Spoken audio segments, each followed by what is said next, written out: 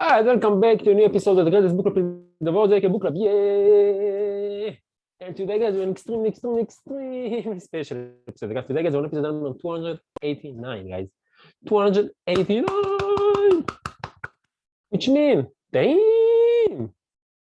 In 2 weeks, guys, we are going to celebrate the 300th special episode.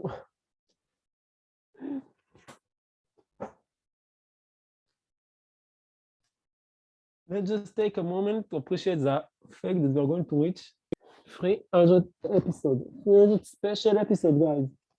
We got to celebrate this great episode. You saw your boy gay got a new haircut. You see? You're looking like a Peaky Blinder. And I don't know, it's Brad Pitt from this movie about World War II. Yeah, the onion is coming back. No, it's not an onion, it's called nevet. It's really small, it's a nevet, and it's going to be, there's going to be some meat, but it's going to be tznon, batzal, and batzal yarok, onion. I know how to say this kind of food in English. So anyway, I got to give myself a haircut, and I really love it. I do it. So you like it, guys? You like it? Okay, it's a savage. Okay, it's definitely a savage. So guys, if you're new to the channel, welcome, and if you're already familiar with the channel, welcome back. My name is Zach, and I'm the host. And on this podcast, guys, we are working together on speaking event, editing event, and on communication skills to stand in front of the camera and to communicate well for the camera. And this is because truly believe that English is the number one tool that teach one of us much to acquire and not to be successful in life. And the second tool that is going to help us a lot is to know how to communicate well for the camera. And guys, if you take those two skills and you combine them together, you can create content to the internet and you can influence billions of people all around the world. So I recommend to do it. Guys, I know that sometimes it might be challenging to speak in English, to work in English, to be on the camera. We might be worried about the way how we speak, how we sound, with the ways that we are looking. We might think to ourselves that we don't look good enough or we don't speak good enough. And guys, it's all just nonsense. Listen to me. It's just a fears that coming to distract you from your own dream, from achieving your goal, from sharing with your message with the world. And to tell you guys, when I start the podcast, I also struggle with those things. How the way that I speak, my diction. I haven't pronounced the word right. Like only this side of my life I work and I speak like this.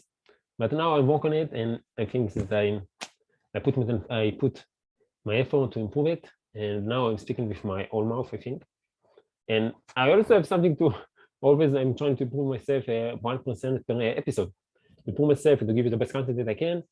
And I'm also struggling with that, and the way that I'm looking. I don't think that I'm looking good enough, but I just continue to put myself on the camera, guys. I don't know. I think though it's a picture. I think it's looking better than me, and yeah, but I don't care, guys. I just do it. Because it's important. It's too important to me to speak in English and to work on my English and to work on my communication on the camera. Because I truly believe on camera, truly believe on a content on social content. I don't call it media content. Call it whatever you want. I truly believe in it, and this is why I'm putting my effort into doing this stuff. And guys, and I opened it by showing you guys my own struggles, my journey to become a master in English and a master in communicator on the camera. By showing you guys my own struggles, my journey, my obstacles, my success, my failures, what I didn't do in the process. I overcome my obstacles that I facing during the process. I will inspire you, maybe it's you, the ladies and gentlemen, the watching the podcast, maybe you, to do the same and to also share a message with the world and expand the world and make a difference because you worry, because you have to understand that it's really important. It's really important that you share the message with the world because it's only one of you all around the world in the history and going to in the future. Only one of you. You have a unique way to see the world, and it's important to keep it. Just record it, guys. And I got 251 views, and I think 260, 270 episode, 275, 75, 76 episode on YouTube right now. And yeah, most of the video, nobody's watching it. But I don't care, guys. I do it because I think it's important to record yourself and to document yourself during the process. Like Gary said, document yourself. It's going to be for your kids, for your grandkids, for yourself. Like in 10 years from now, I'm going to look and say, hey, I was savage back then and I'm still savage. I'm going to put a work and guys, just do it. Just do it. Guys, today, you see, if you want to see, you got this friend of mine behind me. He come with his crowd. He say, okay, yeah, I also want to work on my English. I also want to work on my communication skills. Can you please help me? I said, of course. Whoever wants to come to the podcast, come to the podcast. You are welcome, everyone. But are nice people. And if you want to check him out, you know where you can find them on 321 bam! You can find them on Good Fun. And this is going to be account up to Good Fun Bananas on 17 on November 2015. Damn, it's downloaded already 15,500 times. Damn. It's really a lot. Let's see the picture over here. Yes, it's a star. Let's see if it's from an animal or something. Cow, who is it?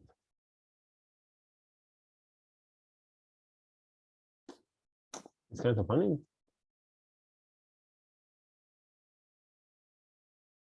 The cow. I don't know, maybe it's kind of funny, I don't know.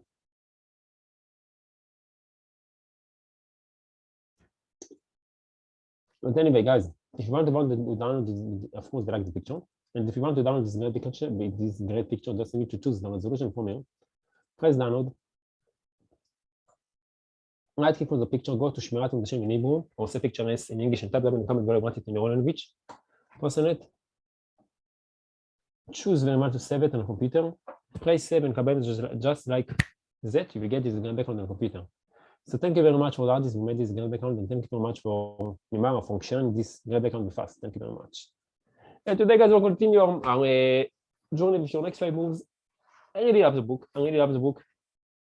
It's by Patrick David, Masters Art of Business Strategy. I really love the book. I read a lot from it, and I always calculated it, and I'm trying to. I'm beginning, and I started to calculate my next moves, what it's going to be in podcasting, in the studying, and I always.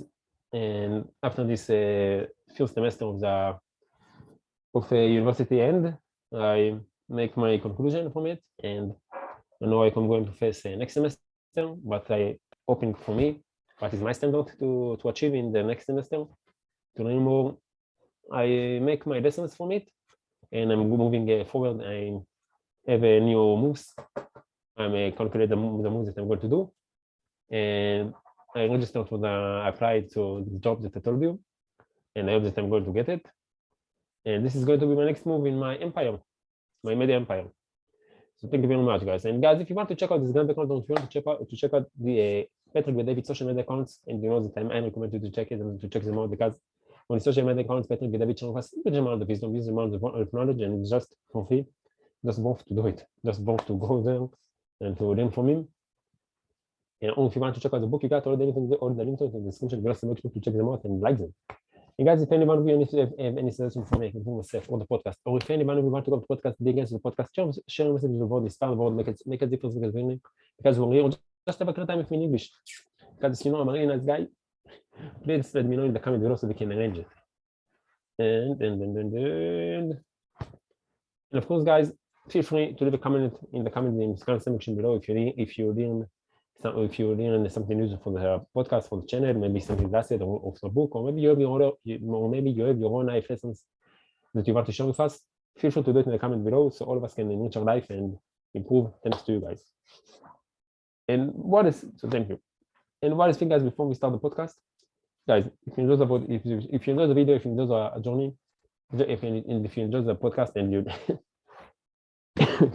and you learn something new from the podcast and you improve yourself or something like this, please consider to subscribe to the channel, put notification bell so you can get the next the extremely exciting episode when I come to YouTube, and you know it's going to be 5 extremely exciting episodes per week. Extremely exciting episode per week. And you know that the next special I'm coming really soon. Like the video, guys, and share it with friends. It's just 1, 2, 3, 4 clicks from your side, and it's really going to have a huge impact on me. So thank you very much, and shout out to my 2 subscribers. Shout out to you. You guys, you're a legend. So guys, without any more introduction, let's just dive right into the book. So your next moves by Patrick with David. Page 176 to 180. Read with the meat, the legend, the man himself, the final one. Give me the drum, please. Give me the drum, please. Give me the drum, please. Yo, boy. Hey, what's up? That's me. So let's go.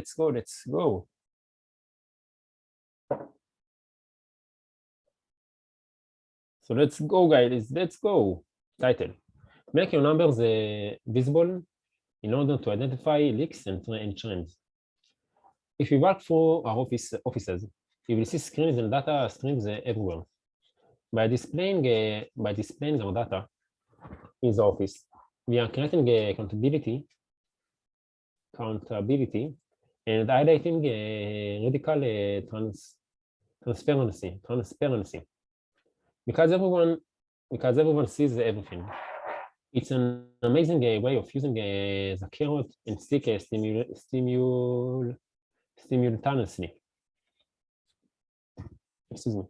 Without able to say or do anything. Because the numbers are in plain. Because the numbers are in plain view, performers feel recognized just as non-performers feel uncomfortable. If the latter feel too uncomfortable, all the better. They will either up their game to avoid further embarrassment or leave the company. Transparency is the ultimate performance enhancing drug. And when it doesn't work to motivate your poor performance, they will weed themselves out, which is exactly what you want. You may call this harsh. I call it effective. Let's go back to analytics. Before the data in front of me, I watch for two things: leaks and trends. Leaks alert me to inefficiencies.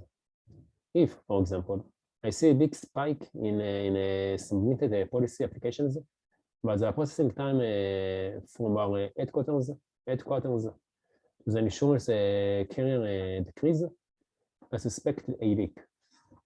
The numbers give me clues for where to look. Is the problem the number of people processing the applications, the lack of the right people doing so, or the process itself? If I saw a decrease in processing time tomorrow, I would really be concerned that there is a problem. Right now, I'm under the impression that we have hired the right staff, and the investment in our technology is working. Why then? Is processing time slower? Those are data won't provide the answer. It will alert me to the fact that there is a problem that needs to be addressed. I also look at trends. Like a stock analyst, I look at line graphs to see how quickly things are moving. Why did we have a downswing in the first 3 months of the year? Why did sales skyrocket in May? Excuse me. What are we doing right, and what shouldn't we be doing? Digging down into the numbers helps us tweak our approach and make it more effective. Most businesses have some degree of seasonality. Retail depend on Black Friday, just as film studios depend on holiday movies. It's also why retailers have created arbitrary events such as back-to-school sales, and why online retailers created Cyber Monday. The problem I often see is blind acceptance of those trends. It's long been considered a given in our industry, is that December to February and June to August are slow months. When I started analyzing data, I saw that 57% of policies were sold in 6 months, in 6 months of the year, March to May and September to November. When I looked deeper, I saw that there wasn't any good reason for this. It wasn't as though we were running a ski slope that depends on a vessel for traffic. What they told me was that the agents were mentally checking out in those months. In doing so, they were simply living up to preconceived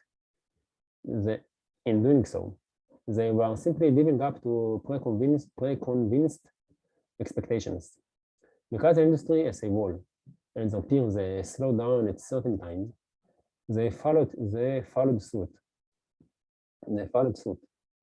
And because my competitors accepted this as a given, and as a result tolerated poor results during certain periods, I saw an opportunity. How did I react to those bits of data? Good question. Let's see. I ran innovative campaigns specifically targeted to increase sales during the slow months. I also changed the dates of our most prestigious incentive conference to make sales in the summer the most important component. I then took a page out of Ray Dalio's book and created baseball cards with every agent's statistics. With every agent's statistics for the year. Because agents were aware that the cards would be going to press in June 15, and the performance would be seen by everyone in the company. Sales in December skyrocketed. Within 2 years of my uncovering and analyzing the data, our sales percentages shifted from 75/25 peak months slow months to 55/45. In other words, we eliminated almost all the seasonality from our business. That alone didn't solve the problem, but it did alert us to the problem and allowed us to track our progress towards the solution. With that win under our belt, I started examining the trends for each part of a month. In doing so, I was able to see where we were weak and how to create incentives to avoid the end of the month frenzy to close business. Since we started tracking this, the sales between each month have started to balance. All CEOs should be looking at their numbers, watching for leaks and trends, and then driving their execution based on what they learn. Title: Trust numbers, not people. When you are running a company, you can't always trust other people to tell you the truth. In fact, you can't always trust yourself. Other people have their own agendas. They want to work on a particular project and are overly optimistic in their projections of its success.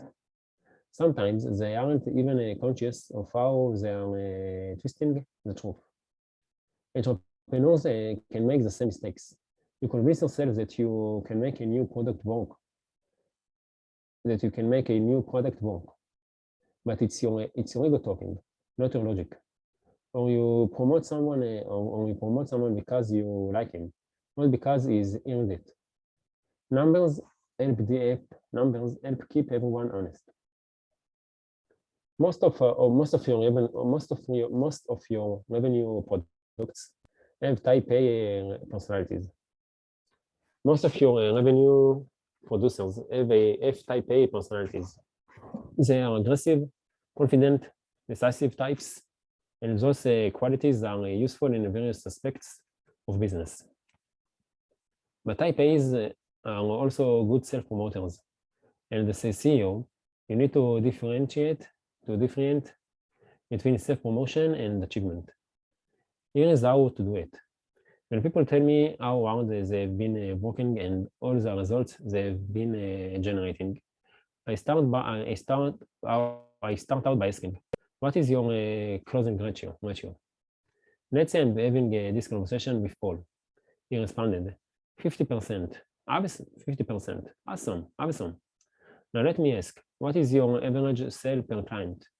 $2,000. Damn. So if you make 10 proposals and close elf of those. So if you make 10 proposals and close elf of those, that translated into $10,000. That's right. So let me ask you, how come your best month last quarter was only $6,000? You think you already know the answer. What you might not know is that your trump card is silence. This is not the time to tune into Alec Baldwin's character in Glenn Gary. It's nice to say this word. Glenn Gross.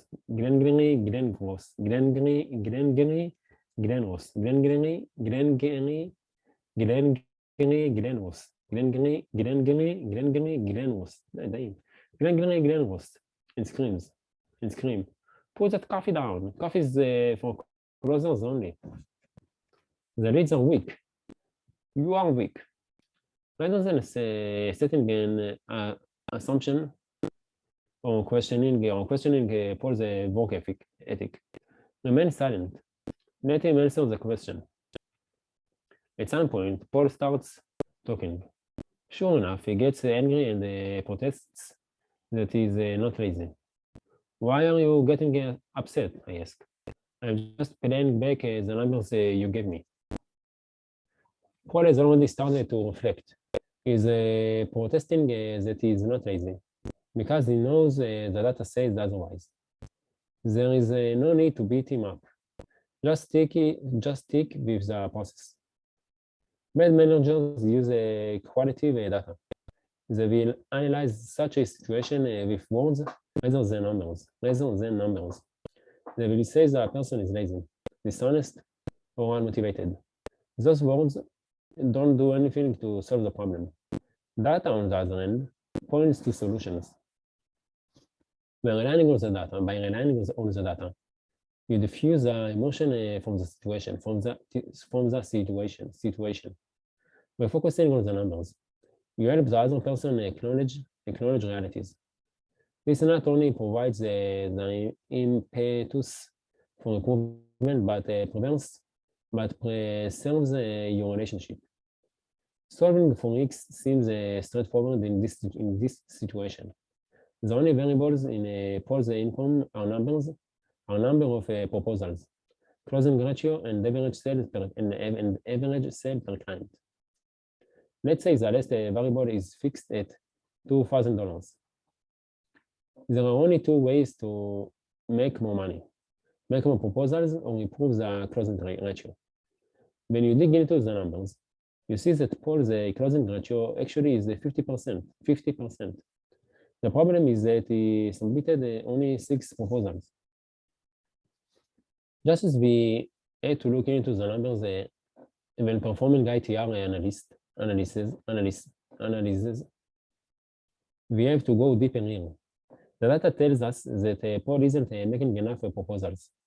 What determines the number of proposals is what gets him to the proposal stage. Prospecting.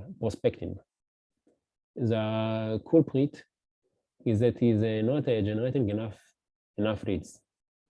That is the X you need to solve for. As is social media marketing dropped off. As he dropped out of his networking groups, as he stopped calling existing customers or making cold calls. You were on the right track when you measured the number of his proposals and is closing a percentage. Digging deeper, you see that your next move is to revisit his prospecting a strategy and find a way to measure it. For some ideas, let's look at how a major company uses data to manage its sales force. Title: Analyzing data goes beyond solving for X. Linear worldwide, now a subsidiary of Rico USA. An office products company based in Atlanta is very regarded for the quality of its sales training. Its metrics for copier sales reps. When Greg Dimkin worked there in 1994, was simple. 20 cold calls per day, 2 products demos per day, 10% closing average, 1 sale per week, $1,200 commission per sale. Therefore, $1,200 commission per week. Damn, it's a lot. For recent college graduates, you can see how appealing this speech is. Sell just 1 copy every week, and will make 60 grand a year.